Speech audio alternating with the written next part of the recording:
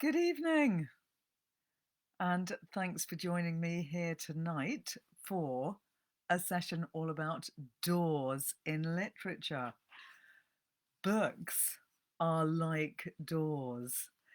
You can open a book and find a whole new world inside. Books are portals into imagination and into places where you've never been before. I just will quickly talk about this book because it's a very beautiful handmade book made for me by Becky Adams, who is a book artist.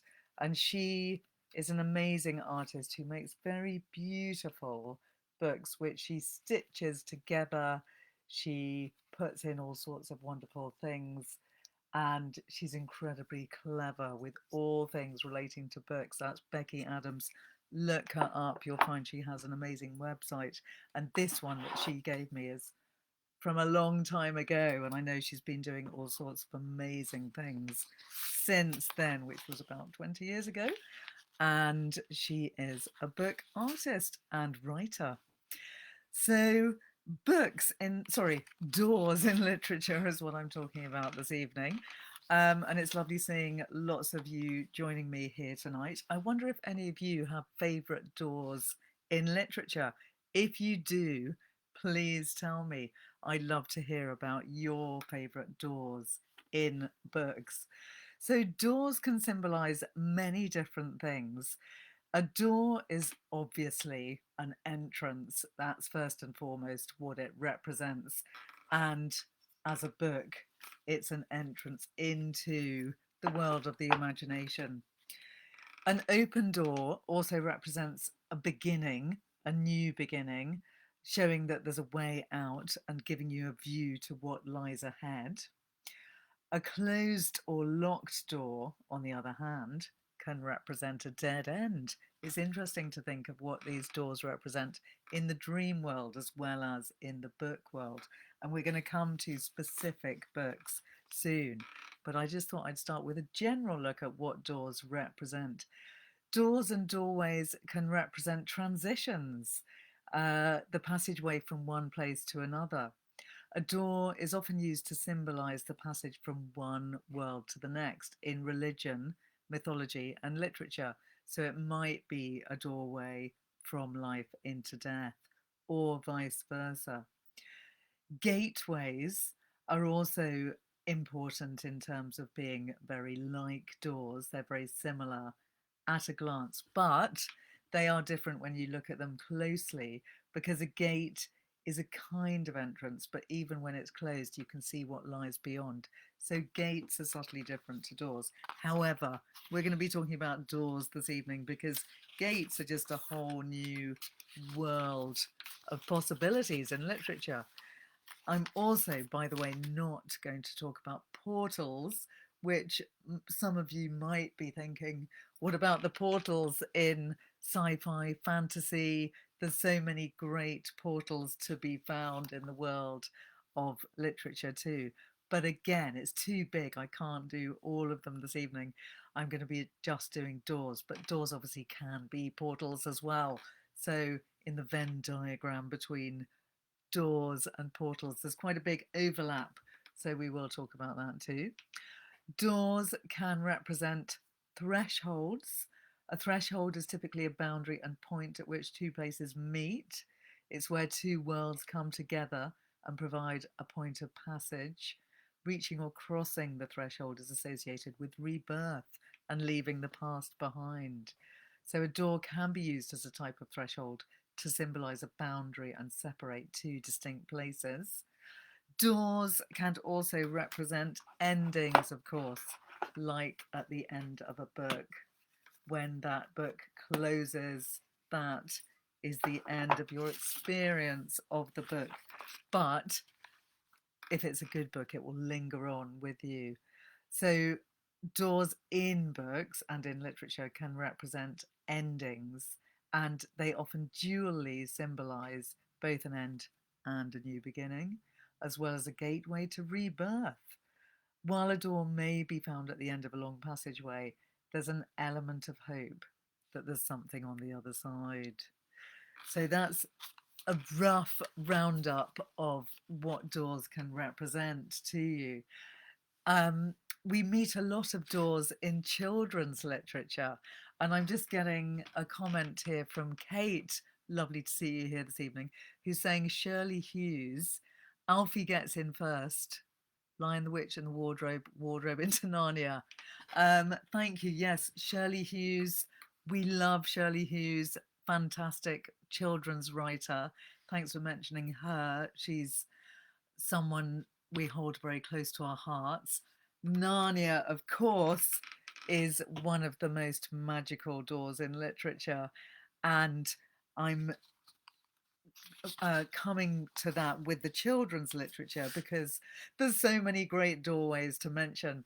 And of course, the door to Narnia is one of the first ones that comes to mind because for many of us of a certain age, that book was the entrance into children's literature, both literally and metaphorically, because many of us read that book early on in our childhoods or had it read to us.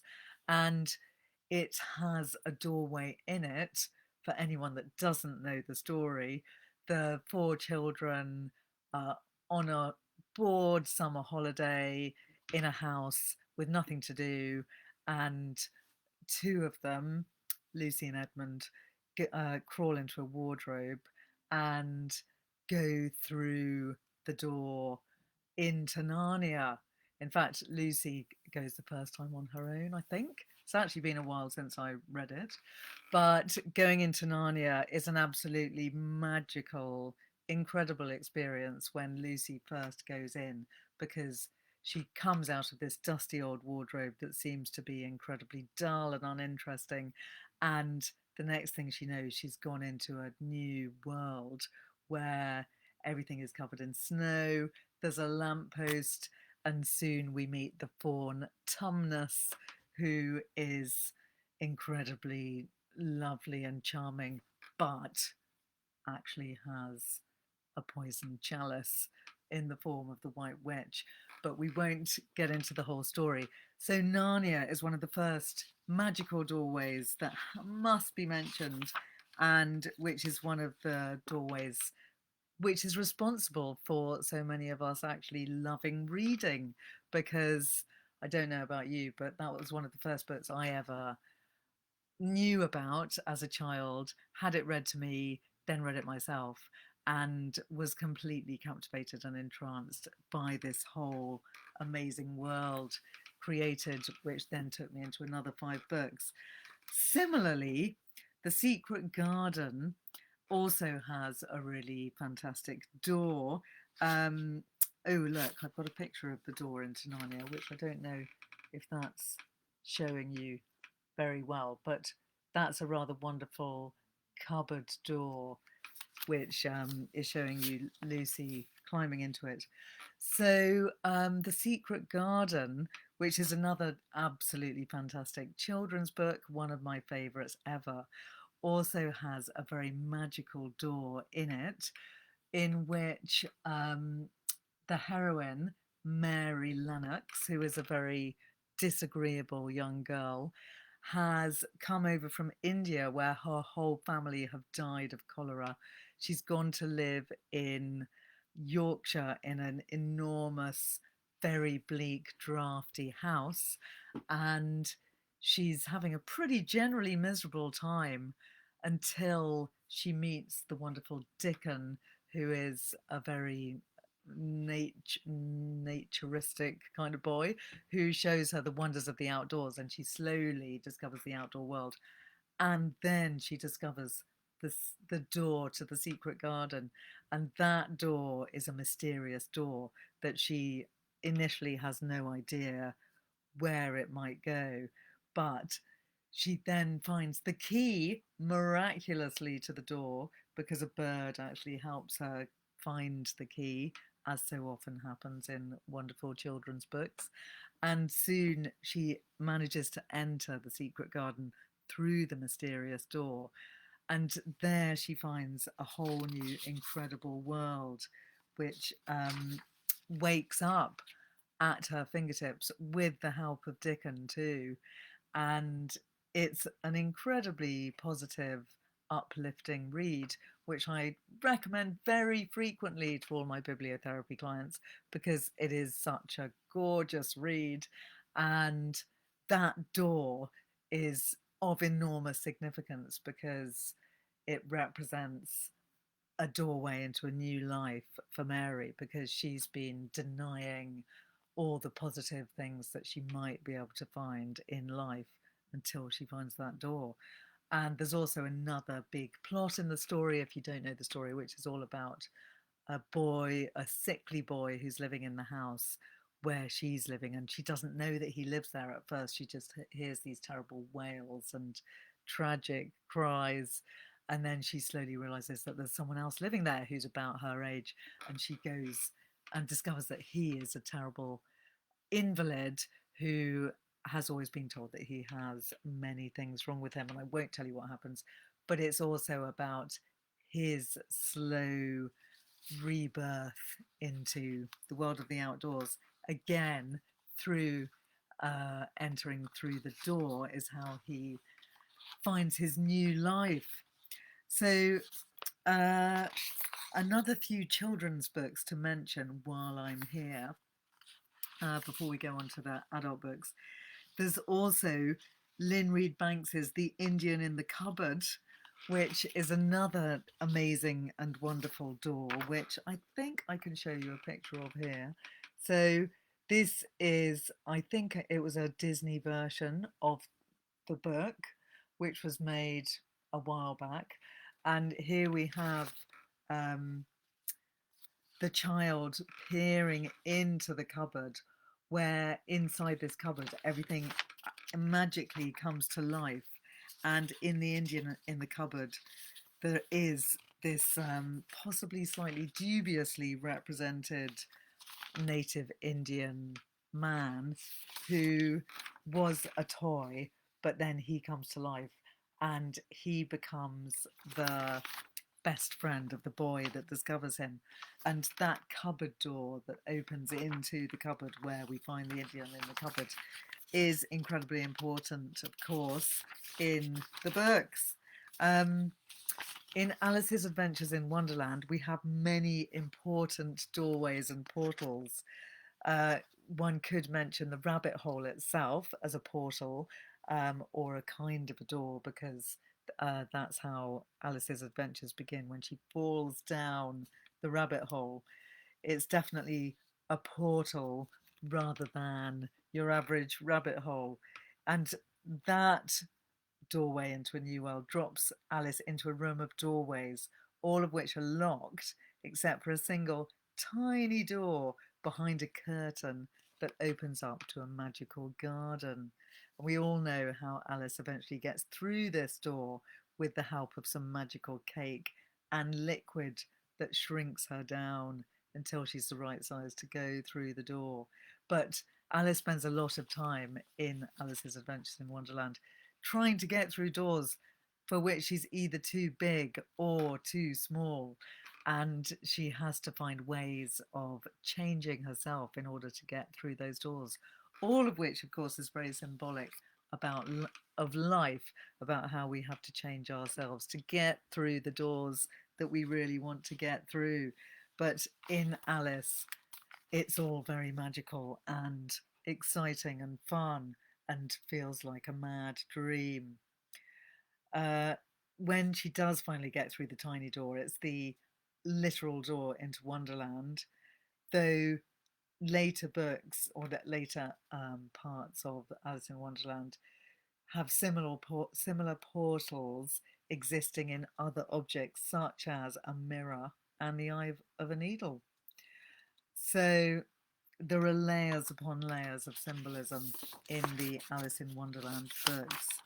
Another fantastic children's book which has a rather wonderful and important door is Coraline, in which there's a very interesting, sinister and rather worrying door inside their living room.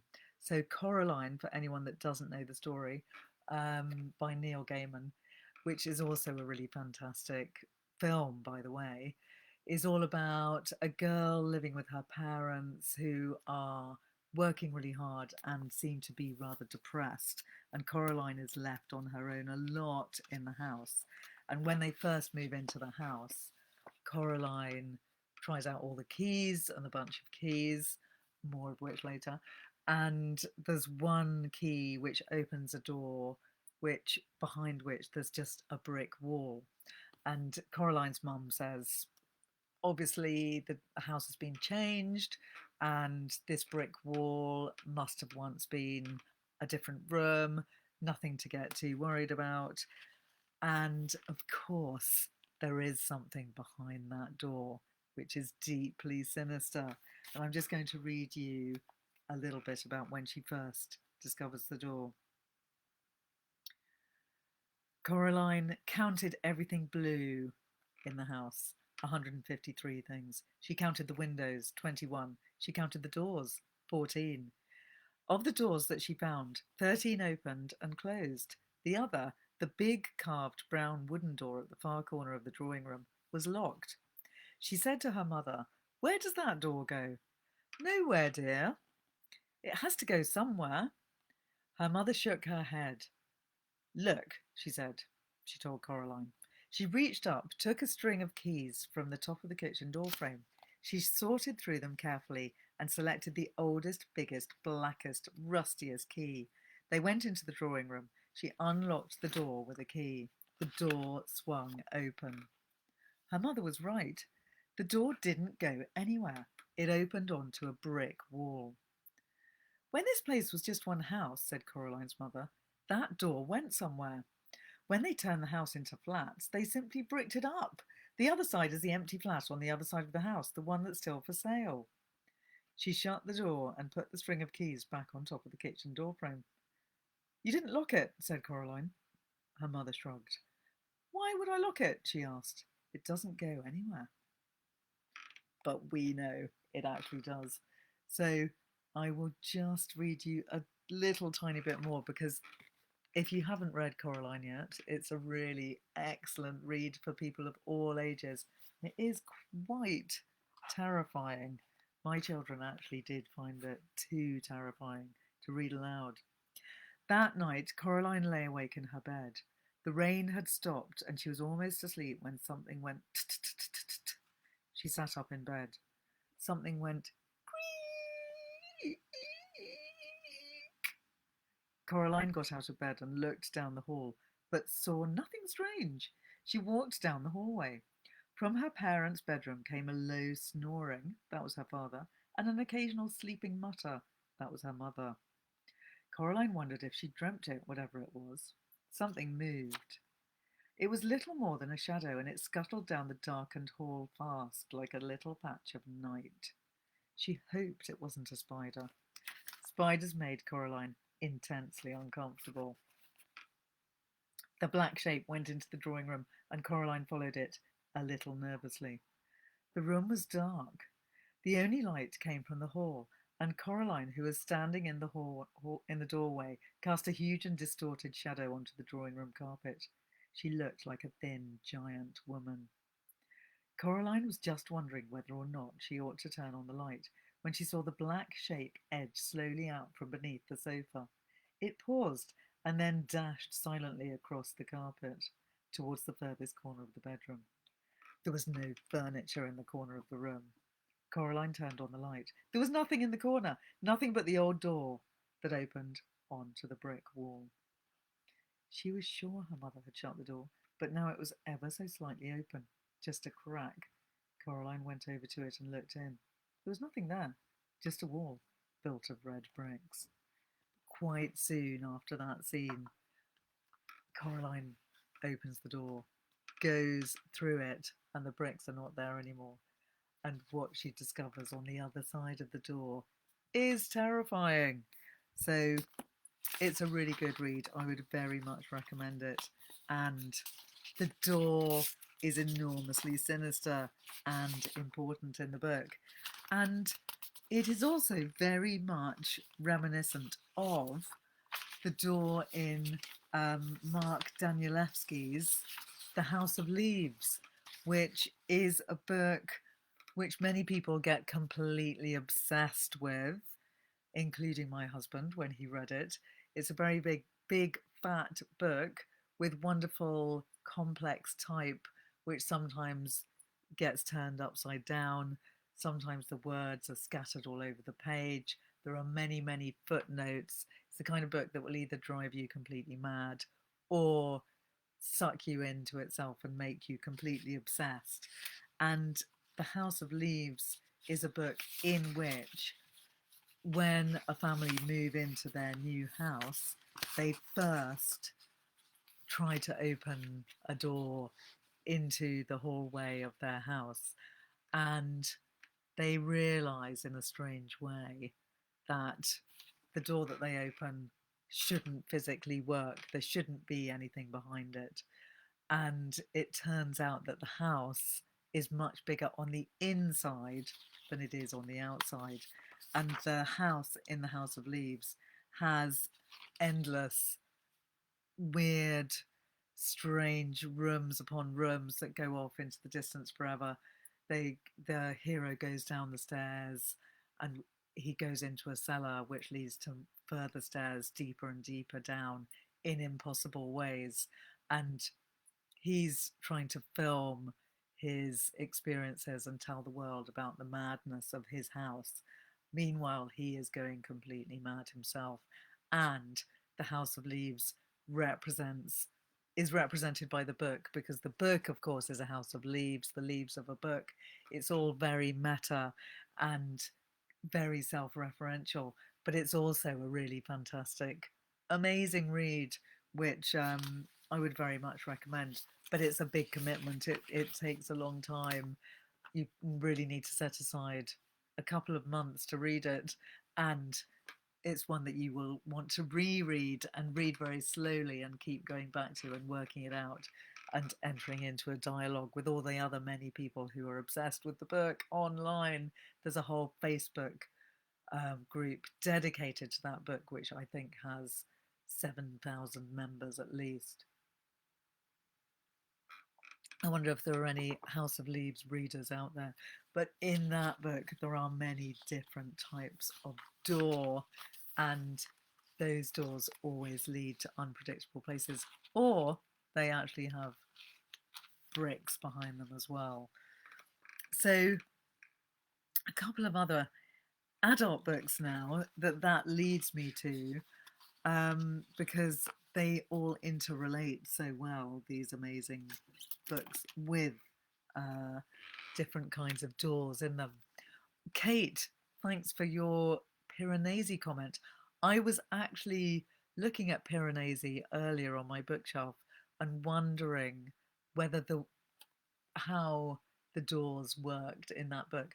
So Kate is saying the doorways into the rooms in Piranesi, where the trick of the book is the memory palace, where an unfortunate is sealed and made to exist within.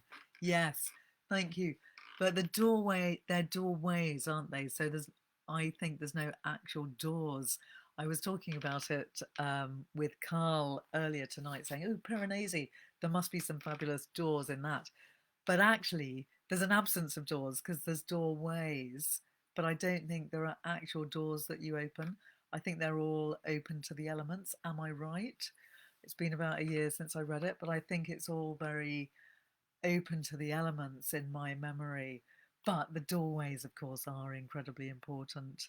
And I am in love with Piranesi, the book, and the character. So, yes, doorways rather than doors. The Doors of Perception by Aldous Huxley is one that clearly had to be mentioned this evening. And this is an autobiographical book published in 1954, which elaborates on Huxley's psychedelic experience under the influence of mescaline in May 1953. And I believe it was only one experience, one mescaline experience that Huxley was writing about, but he wrote a whole novel about it, albeit quite a short one.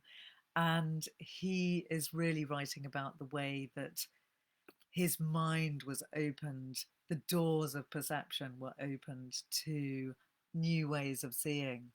So his insights that he had when he took the mescaline ranged from the purely aesthetic to a sacramental vision, as he put his experience. And he reflects on their philosophical and psychological implications.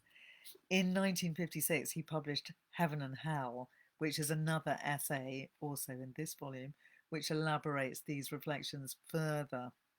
Both of the titles refer to phrases, names of poems by William Blake, and Huxley was very much referring to the visionary experience and the visionary way of looking at the world, which William Blake was so famous for, because Blake was a kind of mad savant visionary who was able to see things that most of common humanity couldn't see, and hence Blake was known to walk around his garden naked with his wife and sit in trees as if he was in the Garden of Eden, and talk to angels. So his doors of perception were very much wide open, but some people thought he was mad at the time. So the doors of perception provoked strong reactions for its evaluation of psychedelic drugs as facilitators of mystical insight with great potential benefits for science, art, and religion. While many found the argument compelling, others, including the writer Thomas Mann, Vedantic monk Swami Prayavanada, and many others, countered that the effects of mescaline are subjective and should not be conflated with objective religious mysticism.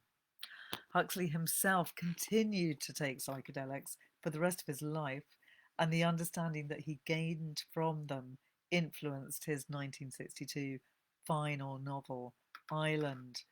But I have to say, this is a better read than Island. Island is a bit more of a attempt at showing us a utopian world, but it's quite a seriously written book, whereas this, I think, is a lot more of a fun read. So Huxley basically recounts his experiences in a fictional form when he took 0.4 of a gram of mescaline at 11 a.m. one day in 1953, and he hoped to gain amazing insights into ways of looking at the world. And he was initially disappointed. He expected to see brightly coloured visionary landscapes. What he actually saw was simply lights and shapes, and he put this down to himself being a bad visualizer. But he did experience a great change in his perception of the external world, which changed his life and the way he looked at the world forevermore. And it made him see his philosophical being in a different way as well, because he felt like he suddenly experienced the world as being neither disagreeable or agreeable, but simply is. He likened it to being rather than becoming, and he felt that he understood many of the Buddhist concepts of nirvana and the Hindu concept of Satchitananda, sorry if I'm not saying that right, as well as some of the Zen mystical ideas that the Dharma body of the Buddha is in the hedge, so to speak, and Buddhist suchness. So it was really all about the idea of being rather than becoming, and he did feel like he completely understood the world in whole new ways. I'll just read you a tiny paragraph of it to give you a flavour of The Doors of Perception by Aldous Huxley. Most visualizers are transformed by mescaline into visionaries. Some of them, and they are perhaps more numerous than is generally supposed, require no transformation. They are visionaries all the time. The mental species to which Blake belonged is fairly widely distributed, even in the urban industrial societies of the present day. The poet artist's uniqueness does not consist in the fact that, to quote from his descriptive catalogue, he actually saw those wonderful originals called in the sacred scriptures the cherubim. It does not consist in the fact that these wonderful originals, seen in my visions, were some of them 100 feet in height, all containing mythological and recondite meaning. It consists solely in his ability to render in words, or somewhat less successfully in line and colour, some hint at least of a not excessively uncommon experience. The untalented visionary may perceive an inner reality no less tremendous, beautiful, and significant than the world beheld by Blake, but he lacks altogether the ability to express in literary or plastic symbols what he has seen. So that's The Doors of Perception, which is a pretty mind-blowing read as well. And I would now like to mention The Door in the Wall by H.G. Wells, which is a short story which Aldous Huxley refers to, which is a really beautiful and sad and rather heart-rending story, which you can read in probably only half an hour.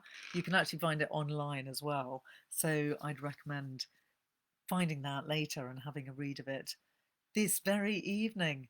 And The Door in the Wall poses an issue which Wells returned to repeatedly in his writing, the conflict between aesthetics and science. It's a really moving story about a man called Wallace who is telling his friend about an experience that he had. It's a very typical Wellsian structure of the story that the narrator starts the story saying, well, Wallace was telling me all about this bizarre experience that he had, which he completely believed in, and I don't understand how it could be true, but he clearly believed in it so strongly that at least he thought it was true. So H.G. Wells very cleverly gets us to believe that it actually is a true story, even though we also realise that it's highly unlikely to be true and that there's going to be some weird magical element to it. So the hero of the story, Wallace, describes how when he was 5 years old, he was walking down a high street in Kensington, and think back to we're in Victorian times, so it would have been very calm and quiet compared to what it would be like now. And he sees a green door in a white wall, and he goes through the door. And when he goes through the door, he has an absolutely amazing mystical experience where he walks along through beautiful flowers with amazing smells. Everything has a tremendous sense of peace and joy. And he also is joined by two enormous cats, like cheetahs or something similar, who give off benign vibes to him, and he's not scared of them at all. And it's the most amazing, beautiful thing that he's ever experienced. And then the rest of the story is all about him trying to find that door again. I'll just read you a tiny bit, realizing there's many more doors to mention, and I don't have lots of time, but this is such a great story that I just want to give you a little flavour of it. Wallace mused before he went on telling me. You see, he said, with the doubtful inflection of a man who pauses at incredible things, there were two great panthers there, yes, spotted panthers, and I was not afraid. There was a long wide path with marble-edged flower borders on either side, and these two huge velvety beasts were playing there with a ball. One looked up and came towards me, a little curious as it seemed. It came right up to me, rubbed its soft round ear very gently against the small hand I held out, and purred. It was, I tell you, an enchanted garden. I know. And the size! Oh, it stretched far and wide this way and that. I believe there were hills far away. Heaven knows where West Kensington had suddenly got to, and somehow It was just like coming home. You know, in the very moment the door swung to behind me, I forgot the road with its fallen chestnut leaves, its cabs and tradesmen's carts. I forgot the sort of gravitational pull back to the discipline and obedience of home. I forgot all hesitations and fear, forgot discretion, forgot all the intimate realities of this life. I became in a moment a very glad and wonder happy little boy in another world. It was a world with a different quality, a warmer, more penetrating and mellower light, with a faint, clear gladness in its air and wisps of sun-touched cloud in the blueness of its sky, and so on. There's quite a lot of description of the lovely garden. And then the boy, Wallace, leaves the garden without wanting to, and the rest of the story describes his attempts to get back to the garden for the rest of his life. And he keeps nearly going back. He can't find the door again. It's not in the place that it ought to be. He goes looking for it. He can't find it. And then a few times he accidentally walks past it when he's on his way to something incredibly important, like getting his interview for Oxford University or getting a new job as a cabinet minister. And he becomes more and more important, more and more busy, less and less able to go through that door. And I won't tell you what happens at the end of the story, but it's really good and you should definitely read it. Read it this evening, find a friend, read it to or with a friend. That's The Door in the Wall by H.G. Wells. That also reminds me of the very wonderful doors in Mohsin Hamid's Exit West, which I've printed out the front cover of because I've only got it on audio. But my printer's not really working, so it's come out very yellow. Picture that as a blue, inviting vista through a doorway. So Exit West by Mohsin Hamid is a really excellent novel, hugely recommended, also not very long, written by Pakistani author Mohsin Hamid. It's his fourth novel. And in that book, there are many, many people trying to flee their countries for various reasons, many refugees, many people wanting to migrate to different countries. And the interesting and strange thing about this world that they live in is that there are doors, actual physical doors, which take them to different countries. So it's a realistic book in every way, except for the magical realist element of the doors, which allow people to walk from, for instance, a very busy, noisy street in Baghdad right into Oxford Circus. And there's no logic, they are magical doors. And Hamid never explains how they work or any kind of science behind them, but they are obviously metaphorical doors. So the magic doors allow passage to new places, and they represent a breaking down of borders and the freedom, hope, and fear that comes from that. So many of the characters in the book are fleeing impoverished and war-torn countries, and the doors represent the hope of new life. Additionally, as in the case of a British accountant in the story, even for people from stable countries, the doors represent the possibility of escape from lives that seem otherwise unlivable. So it's not just about escaping from war-torn countries, it might be for other reasons that they want to escape. So it is a love story. We have Nadia and Saeed, who are a couple, and their story is what holds the book together. And I won't tell you what happens, but it's a really brilliantly written, really interesting and great novel, which I think you will all very much enjoy. And I won't go into detail about it because I don't want to give you spoilers, but it's a great short read, which would also be very topical and relevant to current times, where we very sadly are witnessing people fleeing for their lives. Um, I would also love to mention a couple of other um, less metaphorical and more tangible doors. So, Angela Carter is one of my favourite authors who wrote this excellent collection of stories, The Bloody Chamber, which are retellings of traditional fairy tales. And the title story, The Bloody Chamber, is the longest in this book. And it refers to the story of Bluebeard, who some of you might remember from fairy tales of your youth, was the man who kept his dead wives in a chamber in his castle. So sorry if that's a spoiler for anyone that doesn't know that story, but Bluebeard is one of the most sinister characters in all the fairy tales. And I do really love the way Angela Carter retells this story. So she tells the story as if our heroine is a modern girl. I mean, it was written probably 30 years ago. So she was 17, the heroine was 17, and she marries a man that she barely knows who is incredibly rich and lives in a castle. And he is known for his for the fact that he is excited by the fact that she's a virgin, and he is quite sinister even from the start.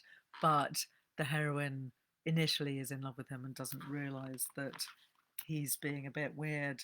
But when they have their wedding night, and she's experiencing a mixture of horror and delight, he's suddenly taken away by business and leaves her, rather to her shock, the next morning when she thought that they were going to have a honeymoon. And he leaves her with an enormous bunch of keys. And it's the classic fairy tale situation where he says, "You can go into any room you like in my castle as long as you don't go through the door, which this key will let you into." But he does leave the key that he's referring to on the bunch of the other 50 keys. So, of course, it's inviting her essentially to go through that door. And I'll read you a little bit of it so that you get a taste of the extreme menace of this story. "Every man must have one secret, even if only one from his wife," he said. "Promise me this, my whey-faced piano player. Promise me you'll use all the keys on the ring, except that last little one I showed you. Play with anything you find. Jewels, silver plate. Make toy boats of my share certificates if it pleases you, and send them sailing off to America after me. All is yours, everywhere is open to you, except the lock that this single key fits. Yet all it is the key to a little room at the foot of the West Tower, behind the still room, at the end of a dark little corridor, full of horrid cobwebs that would get into your hair and frighten you if you ventured there. Oh, and you'd find it such a dull little room, but you must promise me, if you love me, to leave it well alone. It's only a private study, a hideaway, a den, as the English say, where I can go sometimes on those infrequent yet inevitable occasions when the yoke of marriage seems to weigh too heavily on my shoulders. There I can go, you understand, to savour the rare pleasure of imagining myself wifeless." There was a little thin starlight in the courtyard as, wrapped in my furs, I saw him to his car. His last words were that he had telephoned the mainland and taken a piano tuner on to the staff. This man would arrive to take up his duties the next day. He pressed me to his vicuna breast once and then drove away. Of course, we know that as she's been given this key, she will inevitably feel the irresistible urge to put the key in the forbidden lock and turn that key. And she does. Was I going to read you a little bit more of that? I just love what happens when she does open that door. Oh yes, here we go. I've got a little bit more to read you. Let me just check how far to go because I don't want to spoil it for you. Here we go. Oh, when I said that, I had an exciting moment when, oh, the candle just dropped into its jar and now it's in a very sinister way giving out smoke because it's getting into the atmosphere of this story. Along a winding corridor, as if I were in the viscera of the castle, and this corridor led to a door of worm-eaten oak, low, round-topped, barred with black iron. This, of course, is the door that she's not meant to go through.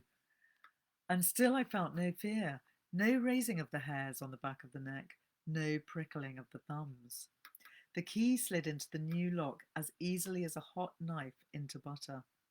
No fear, but a hesitation, a holding of the spiritual breath. If I had found some traces of his heart in a file marked personal, perhaps, here in his subterranean privacy, I might find a little of his soul. It was the consciousness of the possibility of such a discovery, of its possible strangeness, that kept me for a moment motionless, before, in the foolhardiness of my already subtly tainted innocence, I turned the key and the door creaked slowly back. If you haven't read The Bloody Chamber recently, pick it up and read it again. It's a really great read.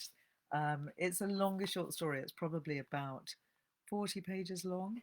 So a bit longer than reading the H.G. Wells, but also a great read with a very sinister door. A couple of other important doors to mention before we come to the end.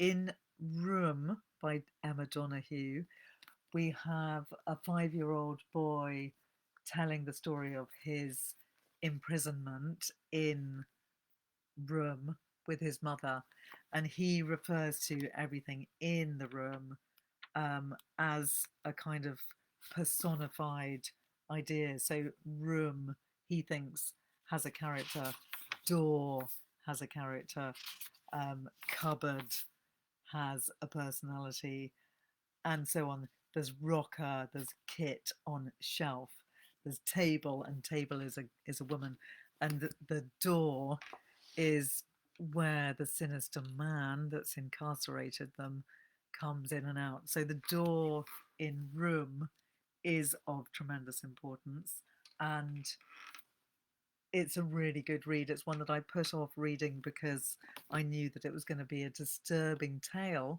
but actually it's not nearly as gruesome as you'd imagine because the boy is telling the story. He's only 5. It's through his eyes. And I won't tell you what happens for people that don't know the story. Again, the book is much better than the film, though the film is good. But the boy recounts what happens every day in his room. And it's really quite a beautiful story about the relationship between him and his mother. They just happen to be incarcerated and are being kept by an abusive man, obviously. And it's about the amazing strength of spirit that allows them to hope to get out. And I won't tell you what happens, but the door in room is of huge symbolic importance. Another interesting book that's only just been published is Joanne Harris's The Narrow Door. Hi, cyberflaneurs, saying you loved Room. Excellent. I'm glad you did. Me too. It's such a good read. And it's also one that's good on audio. So if anyone hasn't read it, you could try it on audio. But it's a quick and easy read and very, very memorable. So The Narrow Door by Joanne Harris, or I think it's called A Narrow Door, not The Narrow Door, is another excellent read with a very interesting symbolic door in it. Joanne Harris is the author of the very hugely successful Chocolat series, which I'm sure many of you have read, or if not read, seen the film. And A Narrow Door is a kind of mystery thriller about uh, a teacher in a very elite private school. She's actually the headmistress. And it's about what happened to her brother who disappeared when he was 14 in the very school where she is now the headmistress. And there is a physical narrow door because she keeps remembering the green door and blaming the green door for his disappearance. But the narrow door that Joanne Harris is referring to is also the narrow door of women going into a man's world, which is sadly still highly relevant to this day, that women are still trying to get through that narrow door into a man's world. And that it's a really good read. I would thoroughly recommend it. It is a thriller. There are many revelations upon revelations, but it does actually make use of the door metaphor in many interesting and great ways. So I would totally recommend that.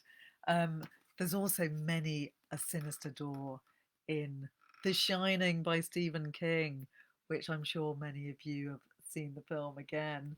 If you haven't read it, do read it because it's actually such an excellent read that I do think the film is utterly brilliant, but the book is gives you so much more and gives you so much of the telepathy, the shining of the boy and the other people around him.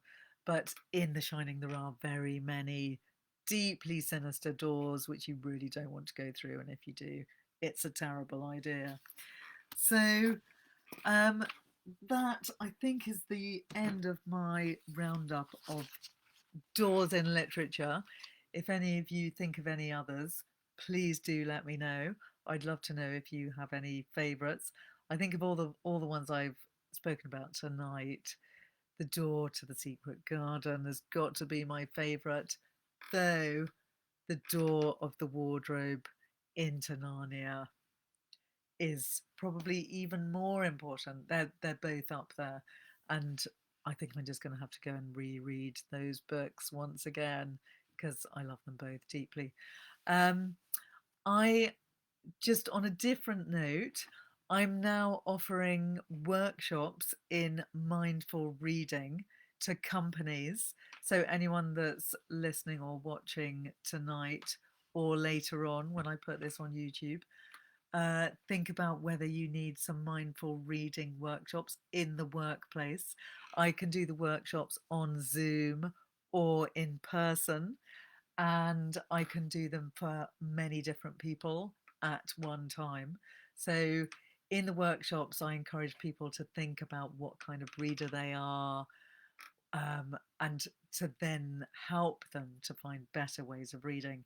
I get people to do interactive exercises with each other, which help them to improve the way they think about reading and to get more out of reading and to rediscover their love of reading too, and to find new ways of bringing reading into their life. So anyone that might know anyone who wants to have some mindful reading workshops, don't hesitate to get in touch. And I'm also doing mindful reading for schools. So anyone that's involved with schools, I'm bringing mindful reading workshops to pupils, which is similar to working with groups in businesses, but geared at young adults and children. And they're really fun workshops when, again, I get children or young adults to think about how they can get more out of their reading and use reading as like meditation, because reading can be as effective as meditation. And also, I'm doing workshops for teachers too. So, workshops galore in mindful reading and bibliotherapy. And of course, as you all know, I do bibliotherapy sessions 1-to-1 too. So anyone that wants to book a bibliotherapy session with me for an in-depth look at what you're reading, what you want to read, where you want to go with your reading, and also what's happening in your life, I'm here to give you bibliotherapy sessions, don't hesitate to get in touch. Thanks so much for joining tonight. I will see you next week. Good night.